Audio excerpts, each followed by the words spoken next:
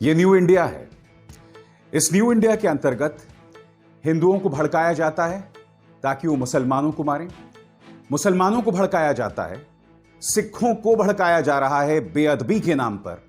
और आप और हम इस न्यू इंडिया के पीछे इस बड़ी सोच, इस बड़ी साजिश को नहीं देख पा रहे हैं। मैं दावे के साथ कहना चाहता हूं दोस्तों, आज जो मैं बातें कहूंगा अपने इस कार्यक्रम में, ना कट्टर हिंदुओं को पसंद आएगी, ना कट्टर मुसलमानों को, ना कट्टर सिखों को, क्योंकि ये वो लोग हैं दोस्तों जो अपनी निजी, अपनी संकीर्ण सोच, अपनी कंजर्वेटिव सोच के आगे कुछ नहीं देखना चाहते हैं। और जब तक आप उस बड़ी साजिश, उस बड़ी सोच पर आपकी निगाह नहीं जाएगी ना, तब तक हम इस मुद्दे के समाधान तक नहीं पहुंचेंगे। आज भारत के सामने दो तस्वीरें हैं। पंजाब के अंदर सिर्फ 24 घंटों के अंदर 2 लोगों को मौत के घाट उतार दिया गया बेअदबी के आरोप में। एक मामला तो हमने टीवी पर देखा, गुरु ग्रंथ साहिब की जिस तरह से अपमान करने का प्रयास किया गया, वो तो टीवी पर था। दूसरे मामले में एक व्यक्ति को देखा गया जहां उसे बेरहमी से मारा जा रहा था, फिर पुलिस उसे गाड़ी में डालती है और उसकी भी मौत हो जाती है। अब भास्कर की खबर देखिए। भास्कर की खबर कहती है कि कपूरथला में जिस युवक को बेअदबी के आरोप में मौत के घाट उतार दिया गया था, वो मंदबुद्धि जैसा था। उसका एक दिन पुराना वीडियो सामने उभर कर आया है जिसमें उसने एक पांव में पायल और एक हाथ में झूला है, यानी कि वो सामान्य नहीं था मानसिक तौर पर। क्या क्रुद्ध भीड़ ने एक मंदबुद्धि व्यक्ति को मौत के घाट उतार दिया?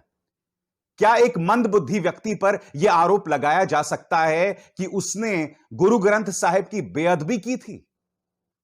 क्या क्रुद्ध भीड़ अपनी हिंसा, अपनी नफरत में बेकसूर लोगों को मौत के घाट उतार रही है?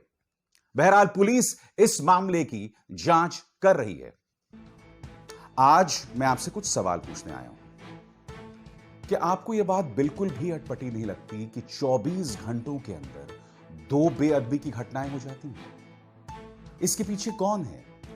क्या ये दोनों घटनाएं, ये दोनों व्यक्ति जिन पर यह आरोप लगाया गया था, जिन्हें मौत के घाट उतार दिया गया है, इनमें से एक तो कथित तौर पर बेअदबी दिखाई देती है, दूसरे मामले में उस व्यक्ति ने क्या किया वो कैमरे पर नहीं।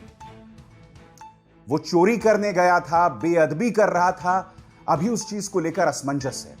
और मैं दावे के साथ कह सकता हूं कि पुलिस भी उसकी जड़ में नहीं पहुंचेगी। पुलिस उसकी जड़ में पहुंचना नहीं चाहती क्योंकि पंजाब सरकार, कांग्रेस की पंजाब सरकार उसकी जड़ में नहीं पहुंचना चाहती।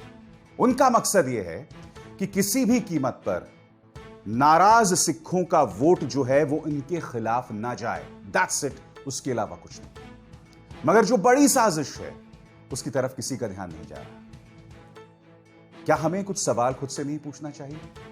24 घंटों में अगर 2 बेअदबी की घटनाएं हो रही हैं, क्या इसके पीछे एक सोची समझी रणनीति थी? क्या इसके जरिए सीमा पार देश विरोधी ताकतें, देश के अंदर इस वक्त जो दोहराव का माहौल है, हम आपस में जो बटे हुए दिखाई दे रहे हैं, क्या सीमा पार कुछ ताकतें इसका फायदा उठाने का प्रयास कर रही हैं? क्या वो सियासी ताकतें, वो पॉलिटिकल ताकतें इसका फायदा उठाने का प्रयास कर रही हैं जो चाहते हैं कि हिंदू और सिख, हिंदू और मुसलमान एक ना रहें? क्या आपने इन 2 सूरत हाल पर, इन 2 कंडीशंस पर गौर किया है? क्योंकि हुआ क्या है दोस्तों, उन दोनों ही घटनाओं में जिन 2 पर बेअदबी का आरोप था, उन दोनों को मौत के घाट उतार दिया। जिन लोगों ने उन 2 लोगों को मौत के घाट उतारा, उन लोगों ने इस बात पर गौर तक नहीं किया कि अगर वो जिंदा होते तो हमें कम से कम उस मामले की तह तक पहुंचने का मौका मिलता। क्योंकि सिंघू बॉर्डर भी, जिस लखबीर सिंह को मौत के घाट उतार दिया गया था बेरहमी से, उसका किसान आंदोलन से कोई लेना देना नहीं था। उसके बारे में बताया जाता कि उसका एक ड्रग एडिक्ट का इतिहास रहा है। उसे किसने भेजा था सिंघू बॉर्डर तक?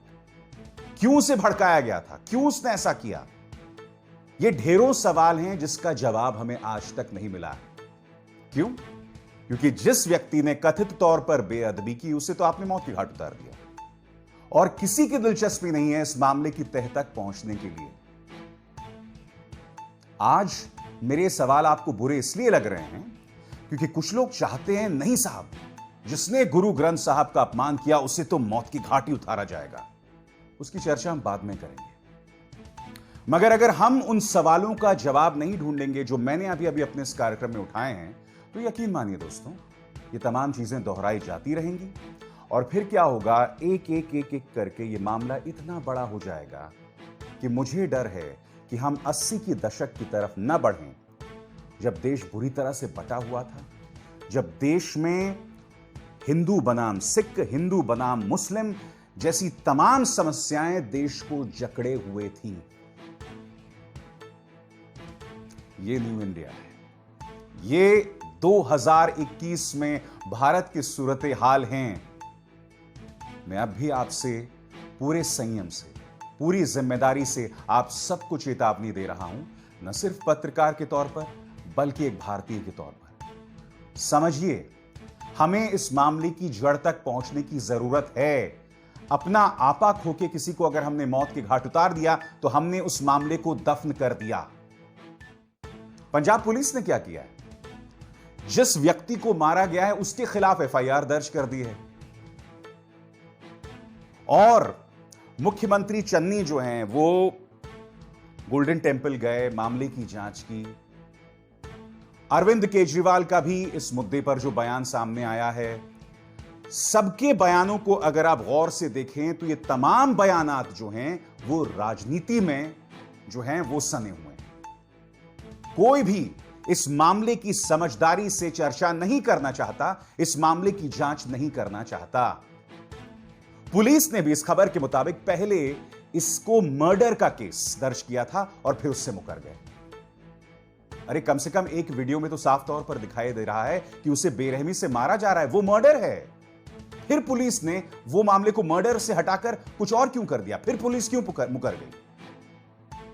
अब आता हूं उन दोनों को मौत की घाट उतार देने को लेकर।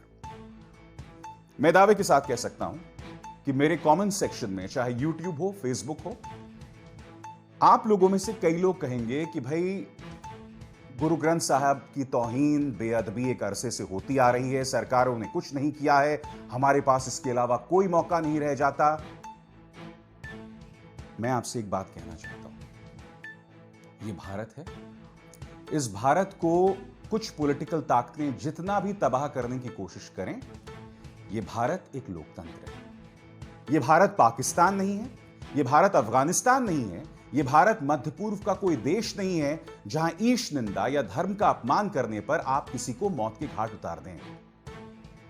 आपको भारतीय दंड संहिता, भारतीय कानून के हिसाब से चलना पड़ेगा, वरना हमें और उन रूढ़िवादी देशों की सोच में कोई फर्क नहीं रह जाएगा। और सबसे बड़ी बात, ईश निंदा और धर्म के अपमान के नाम पर कई बेकसूरों को मौत के घाट उतार दिया जाएगा। क्योंकि ये जो दो मामले 24 घंटे में आए हैं, कोई इस बात पर गौर नहीं कर रहा है कि ऐसा क्यों हो रहा है कि अचानक दो मामले इस तरह से सामने उभर कर आ गए। सिंघू बॉर्डर में भी इसी तरह से ईश निंदा का मामला सामने आया था, बेअदबी का मामला सामने उभर कर आया था। कोई इस तरफ ध्यान नहीं खींच रहा है कि ये मामले क्यों आ रहे हैं। क्या इसके पीछे कोई पॉलिटिकल साजिश है? क्या इसके पीछे कोई सीमा पार साजिश है? मैं फिर दोहरा दूं कि अगर इस देश में कोई धार्मिक प्रतीकों का अपमान करता है तो हम उसे भारतीय कानून के हिसाब से सजा देंगे, ना कि तालिबानी इंसाफ। तालिबानी इंसाफ का एक लोकतांत्रिक देश में कोई जगह नहीं है। और दुख की बात यह है दोस्तों, इस मुद्दे को कोई पॉलिटिकल पार्टी संबोधित नहीं करेगा, क्योंकि इन लोगों को पंजाब का चुनाव जीतना है और इसके अलावा कुछ नहीं करना। मगर इसकी एवज में पंजाब की आबो हवा, पंजाब की फिजा और उसके जरिए देश की फिजा को जो बर्बाद करने का प्रयास और साजिश रची जा रही है, उसकी तरफ किसी का ध्यान नहीं है। आज की तारीख में असल मुद्दे को संबोधित करने की हिम्मत ना राहुल गांधी के अंदर है, ना अरविंद केजरीवाल के अंदर है, ना चरणजीत सिंह चन्नी के अंदर है, और प्रधानमंत्री नरेंद्र मोदी तो खैर अब क्या बोलूंगा। प्रधानमंत्री नरेंद्र मोदी इस मुद्दे पर उन्हें बोलना चाहिए था, संबोधित करना चाहिए था, मरण तक पहुंचना चाहिए था, सेतु का काम करना चाहिए था। और मैं सेतु का काम इसलिए कह रहा हूं, ब्रिज इसलिए कह रहा हूं, क्योंकि आप देश के प्रधानमंत्री हैं।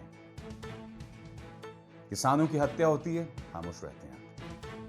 700 किसानों की सिंघू बॉर्डर और टीकरी बॉर्डर में धरना देते वक्त मौत हो जाती है, आपकी सरकार कहती है ऐसा कोई आंकड़ा नहीं। इस मुद्दे को समझिए।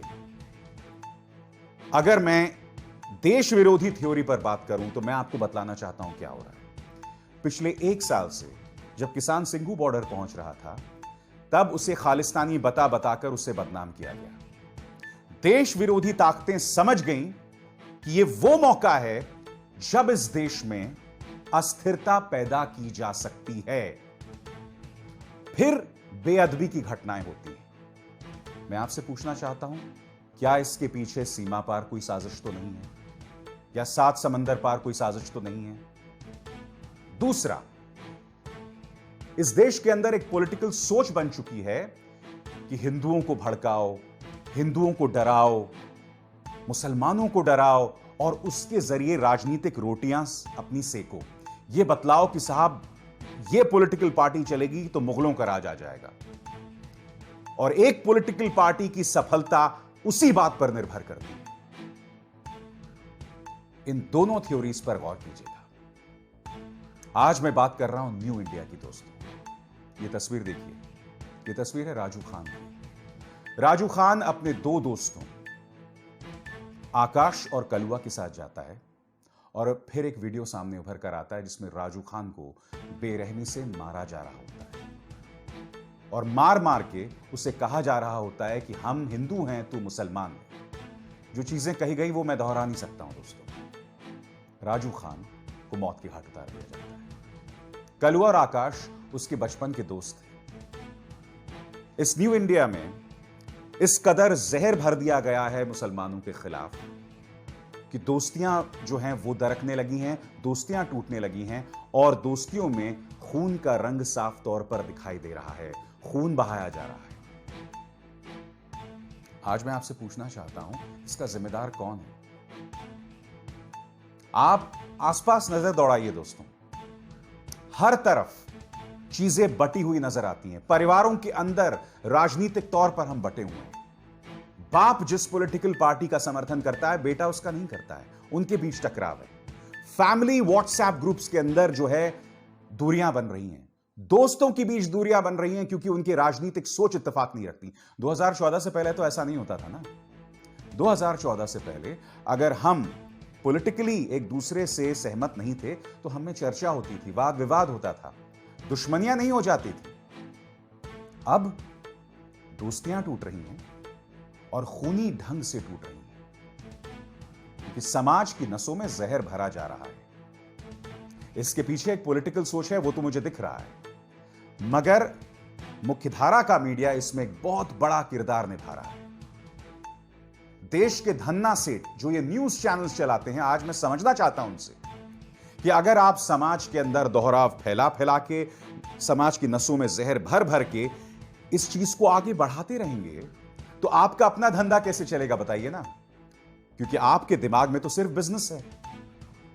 देश के दूसरे सबसे धनी व्यक्ति से मैं पूछना चाहता हूं, आपका जो न्यूज चैनल है, उस न्यूज चैनल में आपके एंकर्स सिवाय हिंदू मुस्लिम डिबेट्स पे कुछ नहीं करते हैं, मानो इस देश में कोई समस्या ही नहीं है। बैंक की हड़ताल थी जो 2 दिन तक चली, उसका जिक्र कहीं नहीं किया गया। निजीकरण और सरकारीकरण, इन दोनों के बीच में एक बहस होनी चाहिए थी, नहीं हुई। एक सार्थक बहस होनी चाहिए थी, नहीं हुई, क्योंकि उसमें किसी की दिलचस्पी नहीं है। समाज को उनसे जुड़े मुद्दों की कोई चर्चा नहीं करने की जरूरत है। समाज को अगर जरूरत है तो इसी हिंदू मुस्लिम डिबेट, धर्मांधता, जहर में खुद को सराबोर करके खुद को बर्बाद करना। और आप तो बर्बाद हो ही रहे हैं। आप अपने बच्चों को बर्बाद कर रहे हैं, आने वाली पीढ़ियों को बर्बाद कर रहे हैं।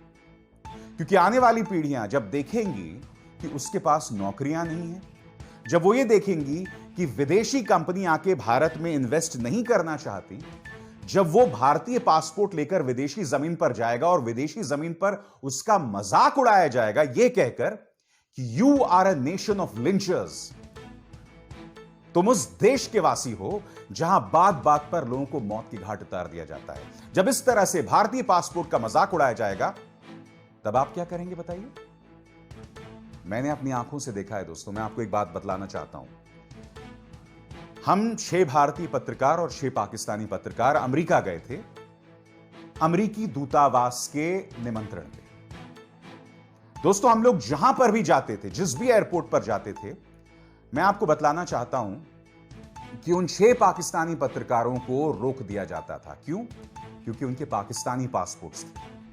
और ये 2001 के कुछ दिनों बाद की घटना थी, क्योंकि आप जानते हैं 9/11 के तार पाकिस्तान में आकर जुड़े थे। ये वो दौर था जब पाकिस्तानी पासपोर्ट जो है वो शक का सबब बन गया था। क्यों? क्योंकि वहां की सरकारों ने, वहां की जनता, वहां की आवाम की नसों में जहर भरा, और उसका नतीजा, उसका खमियाजा वहां की जनता लगातार भुगतती रही। आज जिस शख्स, जिस देश से कट्टर हिंदू नफरत करते हैं, जिस देश के नाम पर बीजेपी सियासत करती है, आज वही देश जैसा हम बनते जा रहे हैं। हम उसी की राह पर चल पड़े हैं। आप में से किसी को अंदाजा नहीं है।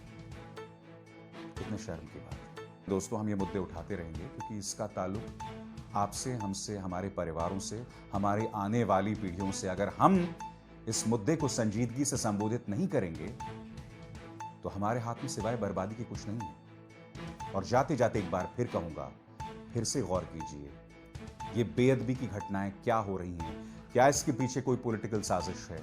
क्या इसके पीछे सीमा पार कोई साजिश है? इन तमाम मुद्दों पर फोकस कीजिए। और फिर दोहराऊंगा, ये देश भारतीय कानून के हिसाब से ही चलेगा, तालिबानी फरमान के हिसाब से। नमस्कार।